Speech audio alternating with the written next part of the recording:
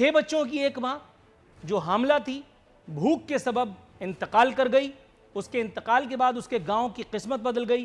ہر گھر میں راشن پہنچایا گیا اور اس بچوں کی ماں کو, وہ جو مر گئی تھی, اس کے بچوں پر رحم کھاتے ہوئے سندھ حکومت نے 30,000 روپے اس بچوں کے باپ کو ہاتھ پہ رکھ دیے. یہ تو تھی وہ ایک موت کی خبر جس سے آپ واقف نہیں ہیں اور آپ مانتے نہیں ہیں کہ کوئی بھوک سے مر سکتا ہے.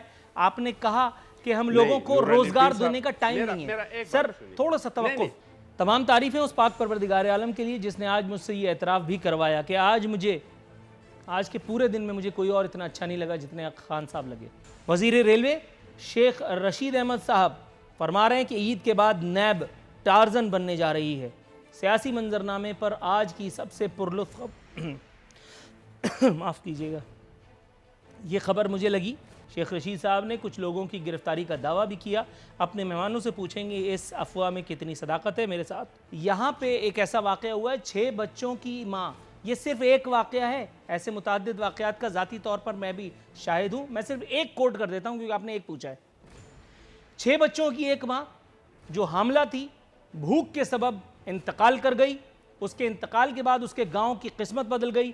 ہر گھر میں راشن پہنچایا گیا اور اس بچوں کی ماں کو, وہ جو مر گئی تھی, اس کے بچوں پر رحم کھاتے ہوئے سندھ حکومت نے 30,000 روپے اس بچوں کے باپ کو ہاتھ پہ رکھ دیے. یہ تو تھی وہ ایک موت کی خبر جس سے آپ واقف نہیں ہیں اور آپ مانتے نہیں ہیں کہ کوئی بھوک سے مر سکتا ہے. آپ نے کہا کہ ہم لوگوں کو روزگار دینے کا ٹائم نہیں ہے. سر تھوڑا سا توقف. سر میں ایک بہت ہی عاجزی کے ساتھ ایک سوال کر دوں, ایک جملہ عرض کر دوں, پھر آپ بتاتے رہیے. میرا 2 سیکنڈ کا بات سنی, صرف 2 سیکنڈ کا, اونلی 2 سیکنڈ کا, 2 سیکنڈ کا میرا سن لے, 2 سیکنڈ کا تو سن لے نا یار. کیا یہ لاک ڈاؤن سے پہلے پاکستان میں لوگوں نے خودکشیاں نہیں کی ہیں؟ پنجاب میں نہیں ہوئی ہیں؟ سندھ میں پہلے کبھی خودکشیاں لوگوں نے نہیں کی ہیں؟ کیا خیبر پختونخوا میں غربت کی وجہ سے لوگوں نے خودکشی نہیں کی ہیں؟ نہروں میں چھلانگیں نہیں لگائے ہیں؟ اپنے بچوں کو نہیں پھینکا ہے؟ لیکن آپ سندھ میں دیکھیں کہ کورونا سے کتنی اموات ہو گئی ہیں. آپ دنیا میں دیکھو کہ کورونا سے کتنی اموات ہو گئی ہیں. کیا اس طرح کے واقعات بھوک سے ہوئی ہیں؟ سیلابوں کی دنوں میں نہیں ہوئی ہے, زلزلوں کی دنوں میں نہیں ہوئے. ہم مسلمان ہیں, رمضان کا مہینہ ہے, ہر ایک کا یہ فکر ہے کہ میرے پڑوس میں جو لوگ ہیں کہ آج انہوں نے کچھ کھایا ہے کہ نہیں کھایا ہے. یہ اس طرح کا ملک نہیں ہے, بھوک سے لوگ نہیں مریں گے. لیکن خدا را کورونا کے ساتھ مذاق نہیں کرے, لوگوں کے ساتھ مذاق نہیں کرے. یہ جس طریقے سے آپ پھیل رہی ہیں نا, جب تک ہم نے لاک ڈاؤن کو سمارٹ نہیں بنایا تھا تو ان دنوں میں 1,000 لوگ 2 مہینے میں آ گئے تھے. لیکن جب ہم نے لاک ڈاؤن کو سمارٹ بنا دیا تو 14 تاریخ سے 26 تاریخ تک 4,000 کیسز رپورٹ ہو گئی. تھوڑا سا توقف کیجیے گا اخوندزادہ چٹان صاحب, میں آپ کی طرف آتا ہوں جناب.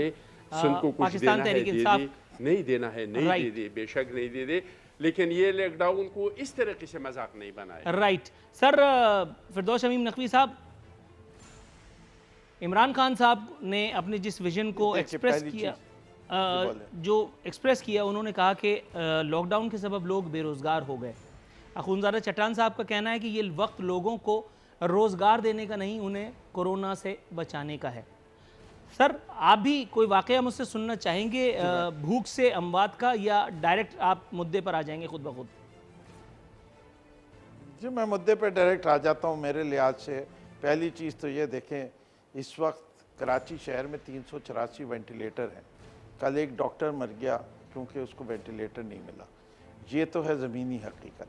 سندھ وہ ہے جنہوں نے کہا کہ ہم نے مساجد نہیں کھولنی, تو وہ تو لاک ڈاؤن پہ بدستور قائم ہے. سندھ وہ ہے جس نے فیکٹری نہیں کھولی, وہ بھی بدستور لاک ڈاؤن پہ قائم ہے. سندھ وہ ہے جس نے بازار نہیں کھولے, وہ بدستور لاک ڈاؤن پہ قائم ہے. اس سارے لاک ڈاؤن کے باوجود سندھ میں اموات کے پی سے بعد سب سے زیادہ سندھ میں ہو رہی ہے. تو پنجاب والے بہتر ہے نا کہ لاک ڈاؤن اس شدت کا نہیں کیا لیکن تب بھی کم مرے. میں ٹیسٹنگ کیسز ڈسکورڈ کی بات ہی نہیں کر رہا, میں جو بات کر رہا ہوں اموات کی بات کر رہا ہوں. تو اس کے لحاظ سے میں سمجھتا ہوں چٹان صاحب کو بھی یہ دیکھنا ہے, اور اگر انہیں دیکھنا ہے کہ کیا ہوتا ہے بھوک سے, تو ساؤتھ افریقہ میں دیکھ لیں کہ لاک ڈاؤن کے ساتھ کیا ہوا. سر میں میکسیکو چھوٹی سی جا ایک کے بات دیکھ ایڈ لیں کر کہ دوں لاک آپ ڈاؤن کی کے ساتھ انفارمیشن کیا کے لیے، ہوا. حالانکہ آپ جب بہت غریب باخبر اور آدمی ہیں کتنے فردوس امین کتنے نقوی لوگ صاحب. مرے. اور ڈاکٹر ابھی فرقان کی میرپور موت کی جہاں تک آپ بات کر رہے ہیں، سنا ابھی میرپور خاص میں بھی ایک. جی ہاں بالکل، ڈاکٹر فرقان صاحب کی آپ نے جہاں تک بات کی، ڈاکٹر فرقان صاحب کی موت نے ایک پرسرار رخ آلریڈی اختیار کر لیا ہے.